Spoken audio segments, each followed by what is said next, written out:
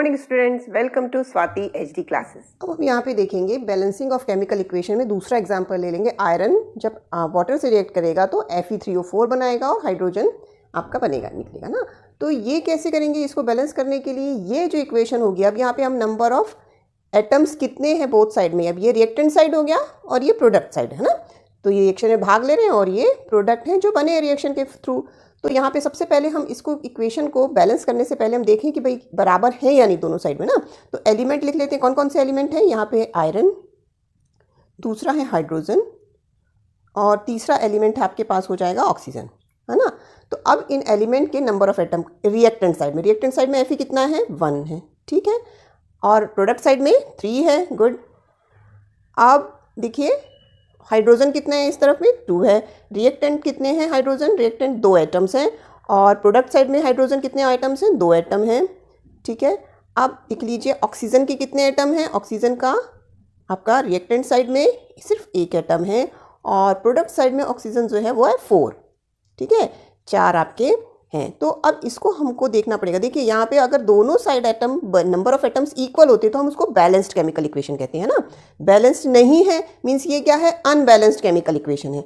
तो हमको अब इसको या तो हम अनबैलेंस्ड केमिकल इक्वेशन कहेंगे या फिर स्केलेटल, ठीक है। तो अनबैलेंस्ड केमिकल इक्वेशन को बैलेंस करना ही बैलेंसिंग कहलाता है। तो हम इसको चेंज करना होगा। तो हम इसको चेंज कैसे करेंगे, पहला सबसे पॉइंट ध्यान रखिएगा, किसी भी फॉर्मूले में आपको कोई चेंज नहीं करना है।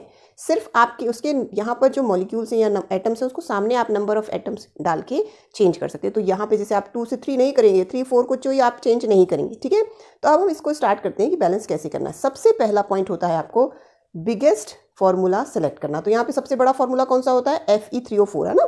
ये सबसे बड़ा फार्मूला है, बिगेस्ट फार्मूला है। तो यहीं से हम स्टार्ट करेंगे हमको बैलेंसिंग। तो बैलेंसिंग स्टार्ट करने के लिए हम सबसे पहले देखेंगे कि Fe3O4 के बाद दूसरा कौन सा हो रहा है, हाइड्रोजन है ना। यहाँ पे वाटर भी है। तो Fe3O4 में नंबर ऑफ ऑक्सीजन से हम शुरू करेंगे। तो नंबर ऑफ ऑक्सीजन यहाँ कितनी है, 4 है ना। और रिएक्टेंट साइड में कितनी है, तो यहाँ पे सिर्फ 1 है। तो हम क्या करें, अगर हम यहाँ पे सामने, क्योंकि आपको यहाँ कुछ ऐड नहीं करना है, सिर्फ 4 से अगर हम ऐड कर देते तो नंबर ऑफ कितनी हो गई ऑक्सीजन, यहाँ भी 4 हो गई, यहाँ भी 4 हो गई। तो हम इसको कैसे लिख सकते हैं, क्योंकि ये 4 से मल्टीप्लाई हो जाएगा। तो अब नंबर ऑफ एटम कितने हो गए, टोटल 4 हो गए। और रिएक्टेंट साइड प्रोडक्ट साइड दोनों साइड सेम हो गए, यहाँ पे भी सेम हो गए, है ना। तो अब ये तो हमारा सेम हो गया है। लेकिन अब देखिए सेकंड हमने जब 4 यहाँ ऐड किया तो हाइड्रोजन कितने हो गए, 4 2 8 हो गए। लेकिन यहाँ कितने हैं, यहाँ तो सिर्फ 2 है। तो अब टोटल नंबर ऑफ हाइड्रोजन जब हमने यहाँ पे ऐड कर दिया है तो ये कितने हो गए, 8 हो चुके हैं। तो हमको यहाँ पर भी ऐड करना पड़ेगा प्रोडक्ट साइड में भी। तो प्रोडक्ट साइड में हम क्या कर देंगे, सेम हम यहाँ पे क्योंकि 4 से, तो यहाँ पे से भी 4 से मल्टीप्लाई कर देंगे। तो यहाँ अगर हम 4 लिख देते हैं तो हम यहाँ पे 4 आप लिखेंगे तो ये नंबर ऑफ एटम्स अब कितने हो जाएंगे टोटल, देखिए 4 2 8 हो गए, है ना। तो इस तरीके से 4 2 8 आपके हाइड्रोजन भी हो जा रहे हैं। अब ये भी सेम हो गया। अब तीसरा और लास्ट फाइनल बचता है आपका यहाँ पे आयरन के number of atoms. Product side में 3 है लेकिन रिएक्टेंट साइड में सिर्फ 1 है ना। तो हम यहाँ पे क्या करेंगे, अब इसको 3 से मल्टीप्लाई करेंगे। तो यहाँ पे 3Fe हो गया। अब दोनों साइड सेम है तो अब यहाँ पे देख लेते हैं। यहाँ पे हमने क्या किया, 3 लिखा है, मीन्स यहाँ पे मल्टीप्लीकेशन में क्या हो जाएगा 3।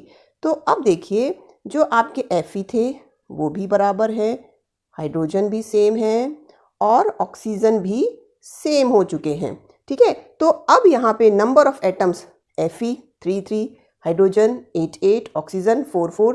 तो इस इक्वेशन को कहेंगे बैलेंस्ड इक्वेशन, ठीक है। हमने यहाँ पे इसको भी बैलेंस करना सीखा। हम एक और एग्जांपल के थ्रू और कैसे बैलेंस करते हैं वो भी देख लेते हैं।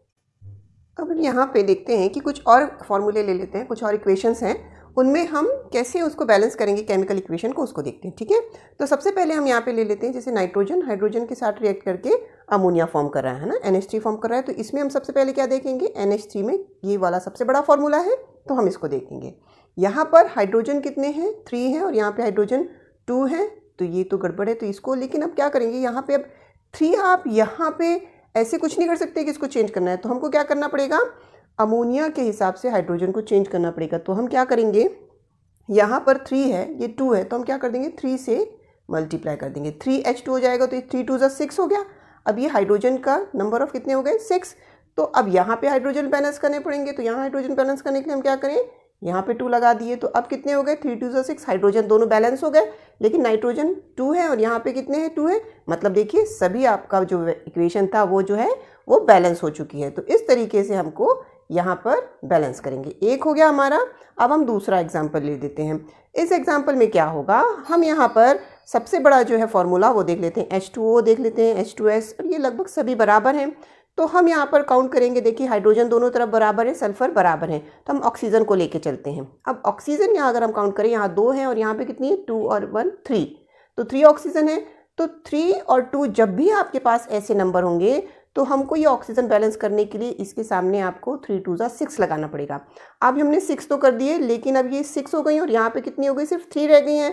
तो अब हम इसको कैसे बैलेंस करेंगे, अगर हम यहाँ पे 2 ऐड कर लेते हैं तो क्या हो जाएगा, 2 2 जा 4 ऑक्सीजन, और यहाँ पर अभी भी 1 है तो फिर यहाँ पे भी 2 ऐड कर लिए तो कितनी हो गई, 4 + 2 6 ऑक्सीजन हो गई। यहाँ पे भी 6 ऑक्सीजन है, तो ये हमारी ऑक्सीजन बैलेंस हो गई है। लेकिन अब यहाँ पे जो डिफरेंस आया है वो आ गया, हाइड्रोजन 4 हो गए हैं और आपके सल्फर 2 हो गए हैं। तो हाइड्रोजन और सल्फर को बैलेंस करने के लिए अगर हम यहाँ पे 2 ऐड कर देते हैं तो अब देखिए, अब हाइड्रोजन भी कंप्लीट है, सल्फर भी कंप्लीट है। हाइड्रोजन 4 सल्फर बराबर हो गए, 2 2 ऑक्सीजन से 6 और ऑक्सीजन 6, ठीक है। तो ये हमारी इक्वेशन बैलेंस हो गई। अब हम थर्ड इक्वेशन पे आते हैं। थर्ड इक्वेशन में सबसे बड़ा जो फॉर्मूला है हम सबसे पहले उसको देखेंगे, तो ये Al2SO4 थ्राइस, ठीक है। अब यहाँ पर जब इस तरीके का फॉर्मूला होता है तो ये जो नंबर है, जैसे S यहाँ पे 3 हो जाएंगे और O कितनी हो जाएंगे, 4 3 जा 12, ऑक्सीजन 12 है, ठीक है। सबसे पहले हम इसमें एल्यूमिनियम को देख लेते हैं। यहाँ पे कितना दिख रहा है आपको, एल्यूमिनियम कितने हैं, 2 हैं। अगर हम सबसे पहले यहाँ से स्टार्ट करें तो हम क्या कर देंगे, 2 एल्यूमिनियम अगर हमने यहाँ लगा दिए तो कितना हो गया, देखिए एल्यूमिनियम 2Al हो गया, लेकिन क्लोरीन कितने हो गए, 3 2 जा 6। अब 6 क्लोरीन है तो हम क्लोरीन बैलेंस करना पड़ेगा क्योंकि बैलेंस गड़बड़ हो गया है। तो हम यहाँ पे अगर क्लोरीन को बैलेंस करने के लिए यहाँ पर क्लोरीन कितने हो गए, 6, तो यहाँ पे 3 लगा देते हैं। तो अब कितने हो गए क्लोरीन, 3 2 जा 6। लेकिन अब हमको क्या देखना पड़ेगा, यहाँ पे कितना था, Ba3 हो गए और यहाँ पे कितना है, 1 ही है, तो ये फिर बैलेंस नहीं है। अगर हम यहाँ पे 3 ऐड कर दें तो अब हम काउंट करके देखते हैं। देखिए सल्फर कितने हो गए, सल्फर अपने पास फिर 3 हो गए, ऑक्सीजन कितना है, 4 3 जा 12 था, तो यहाँ 12 हो गया और यहाँ पे आपका सभी जो पूरी इक्वेशन है वो अब बैलेंस हो चुकी है ना। तो आपको इस तरीके से आपकी इक्वेशन बैलेंस हो गई। अब हम फोर्थ इक्वेशन पे चलते हैं, ठीक है। जब पोटेशियम वाटर से रिएक्ट करेगा तो पोटेशियम हाइड्रोक्साइड और वाटर बनाएगा, ठीक है। तो यहाँ पर हम सबसे बड़ा फॉर्मूला देख लेते हैं, तो KOH है ना। अब अगर हम यहाँ पे देखें तो ऑक्सीजन तो बराबर ही है हाइड्रोजन, लेकिन देखिए हाइड्रोजन के जो नंबर हैं यहाँ पर रिएक्टेंट साइड में 2 हैं जबकि आपके प्रोडक्ट साइड में 3 हाइड्रोजन है। तो जब भी ऐसा 2 और 3 का केस होगा तो सबसे पहले हम क्या करेंगे, इसको बैलेंस करने के लिए ऐसा कुछ करेंगे ताकि आपके पास नंबर ऑफ हाइड्रोजन आपके बराबर हो जाएं। तो उसके लिए क्या करना पड़ेगा, जैसे सपोज अगर हम यहाँ पे क्या कर देते हैं, यहाँ पर अगर हम देखिए 2, ये 2 है हाइड्रोजन और यहाँ पे 1 है, तो 3 हो गया। तो 3 तो ठीक नहीं है, तो हमको 4 करना, कम से कम 4 होने चाहिए। तो अगर हम यहाँ पे 2 ऐड कर दें तो ये कितने हो गए, हाइड्रोजन 4 हो गए, लेकिन यहाँ पे तो 3 ही है। अगर हम यहाँ पे भी 2 ऐड कर दें तो अब देखिए हाइड्रोजन कितने हो गए, यहाँ 2 और ये 2 4 हो गए, यहाँ पे भी हाइड्रोजन नंबर ऑफ हाइड्रोजन 4 हो गए हैं। अब ऑक्सीजन देख लेते हैं, ऑक्सीजन यहाँ पे कितनी है, 1 और 2 2 हो गई और यहाँ पे भी ऑक्सीजन 2 हो गई। लेकिन पोटेशियम कितना है, यहाँ पे प्रोडक्ट साइड में यहाँ पे पोटेशियम 2 है जबकि रिएक्टेंट साइड में सिर्फ 1 है, तो हम यहाँ बैलेंस करने के लिए 2 से मल्टीप्लाई कर देंगे। तो इस तरीके से हमारा जो इक्वेशन है यहाँ पे पूरी इक्वेशन बैलेंस हो गई। तो इसको कहते हैं बैलेंसिंग ऑफ केमिकल इक्वेशन। यहाँ पर ये हमारी एक बैलेंस्ड केमिकल इक्वेशन है, ठीक है। लेकिन इसको हम और ज़्यादा इन्फॉर्मेटिव कैसे बना सकते हैं, तो उसके लिए हम करते हैं, इसमें जो उसके सिंबल है यानी जो फिजिकल स्टेट है उसको शो की जाती है, दोनों ही की, है ना। Physical state of reactants and products, तो दोनों को कैसे शो करेंगे, यहाँ पे हम फिजिकल स्टेट जो होती है उसको इंडिकेट करने के लिए सिंबल लगा देते हैं, जैसे S फॉर सॉलिड। तो यहाँ पर अगर हम S लगा देते हैं तो ये और इन्फॉर्मेशन मिल रही है कि ये आपका क्या है, कैल्शियम कार्बोनेट कैसा है, सॉलिड है, ठीक है। ऐसे ही आप S for solid, L for liquid, यहाँ पे वाटर कैसा है, लिक्विड फॉर्म में है, ये शो कर देंगे। उसके बाद में कार्बन डाइऑक्साइड जो है वो क्या है, गैसियस फॉर्म में, तो उसके लिए हम G लगा देंगे। और AQ लगाया जाता है एक्वस सॉल्यूशन के लिए, कि ये जो आपका सॉल्यूशन बनाया गया है वो एक्वस है, पानी में बनाया गया, वाटर में, ठीक है। तो ये शो करता है कि आपका जो सॉल्यूशन है उसको और अच्छे से, जो आपकी इक्वेशन है उसको और ज़्यादा इन्फॉर्मेटिव बनाने के लिए आप इस तरीके से सिंबल्स को इक्वेशन के साथ लिखते हैं, ओके। इक्वेशन को और ज़्यादा इन्फॉर्मेटिव बनाने के लिए हम सेकेंड पॉइंट क्या करते हैं, उसमें इंडिकेटिंग बाय हीट चेंज, है ना। उसमें हीट कैसे चेंज हो रहा है, देखिए हम अगर 2 तरीके से हो सकता है, या तो एक्सोथर्मिक रिएक्शन होगी या एंडोथर्मिक। एक्सोथर्मिक रिएक्शन मीन्स जहाँ पर रिएक्शन के बाद हीट या एनर्जी निकलेगी, है ना, तो एक्सोथर्मिक रिएक्शन हो जाएगी। जैसे हमने यहाँ पे देखा हुआ है, जैसे रेस्पिरेशन क्या है, रेस्पिरेशन एक एक्सोथर्मिक रिएक्शन है क्योंकि यहाँ पे एनर्जी फॉर्म हो रही है, ठीक है। सेम वैसे ही जब हम कार्बन को बर्न करते हैं ऑक्सीजन में तो कार्बन डाइऑक्साइड गैस बनती है और क्या होती है, काफ़ी मात्रा में हीट यहाँ पे आपके इवॉल्व होती है। तो ये दोनों क्या है, एक्सोथर्मिक रिएक्शन है, जहाँ पर हीट आप लिखेंगे प्रोडक्ट साइड में क्योंकि यहाँ पे हीट प्रोड्यूस हो रही है, ठीक है। तो इसको कहा जाता है एक्सोथर्मिक रिएक्शन। जब भी एक्सोथर्मिक रिएक्शन लिखेंगे तो आप प्रोडक्ट साइड में हीट या प्लस एनर्जी करके लिखेंगे, ठीक है। इसके अलावा दूसरी जो होती है वो होती है एंडोथर्मिक रिएक्शन। अब एंडोथर्मिक रिएक्शन क्या होगी, जहां पर आपको रिएक्शन कंप्लीट कराने के लिए आपको हीट प्रोवाइड करनी पड़ेगी, यानी वो एब्जॉर्ब करेगी हीट। जब आपकी रिएक्शन हीट एब्जॉर्ब करेगी और रिएक्शन कंप्लीट होगी उसको कहा जाएगा एंडोथर्मिक रिएक्शन, ठीक है।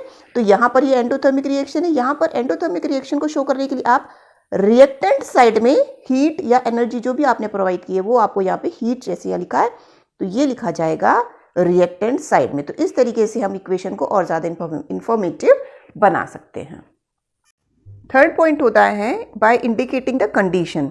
अब कैसी कंडीशन में वो रिएक्शन हुई है, सपोज अगर उसमें कोई आपने कैटलिस्ट लिया है या उस पर जो आपने टेम्परेचर लिया है तो उसको कहा जाता है, आप कैसे शो करेंगे, तो उसको हमेशा एरो के ऊपर शो किया जाता है ना। यहाँ पे हमने लिखा है ये जो कंप्लीट हो रही है कंडीशन वो कैसे है, 300 एटमॉस्फेयर वहाँ पे आपको प्रेशर है, उसका टेम्परेचर 300 डिग्री सेल्सियस है, यहाँ पे कैटलिस्ट लिए हुए। तो ये जो भी आपकी कंडीशन होती है उससे आप उस रिएक्शन को और ज़्यादा इन्फॉर्मेटिव बना सकते हैं, ठीक है। इसके बाद यहाँ पे हमने सनलाइट लिया है तो ये जो कंडीशन क्या होती है, फोटोसिंथेसिस में क्या होता है, सनलाइट होना चाहिए। तो हम एरो के ऊपर सनलाइट शो कर देते हैं और एरो के नीचे क्लोरोफिल शो कर देते हैं। तो इस तरीके से जो कंडीशंस होती है उसके थ्रू हम इंफॉर्मेटिव और ज़्यादा बना सकते हैं।